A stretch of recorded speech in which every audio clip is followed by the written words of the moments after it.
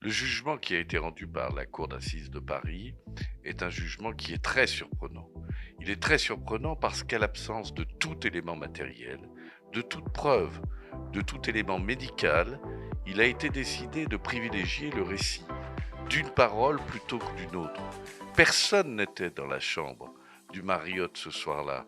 Deux personnes racontent deux histoires différentes.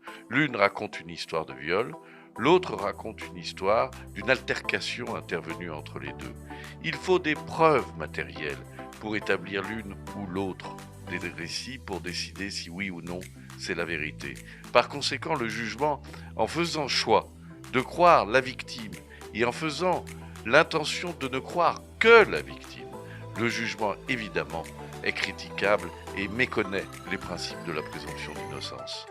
Les expertises médicales qui ont été faites ont démontré qu'il n'existait aucune trace d'ADN dans les organes génitaux de Laura Prioul, ce qui démontre à l'évidence qu'il n'y a eu aucun acte de viol qui ont pu être commis par Saad Lemjarret. Et c'est en dépit de cet élément, c'est en dépit de cette preuve médicale que la Cour a décidé de donner raison à Madame Laura Prioul, ce que, évidemment, nous considérons comme hautement choquant et hautement injuste. Mais pourquoi on revient aujourd'hui attaquer à nouveau Saad Lemjarret?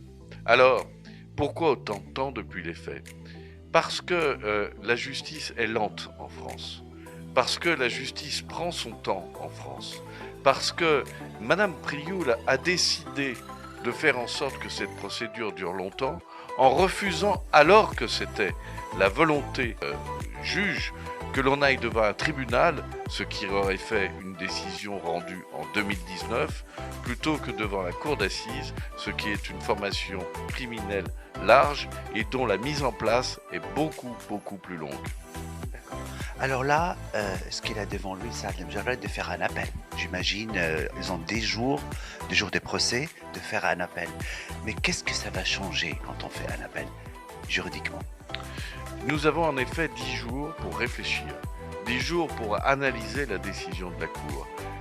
Ma volonté est que l'on continue à se battre et que l'on aille devant la Cour d'appel, et la Cour d'appel peut tout décider.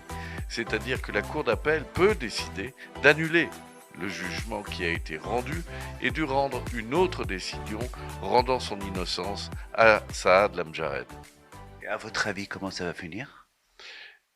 Avec l'aide de Dieu, nous estimons que quand il y a deux récits, celui de la personne qui est accusée est celui qui doit prévaloir, et qu'en toute hypothèse, la vérité, si la vérité judiciaire doit être la vérité scientifique, alors Saad Lemjarret est innocent du viol dont on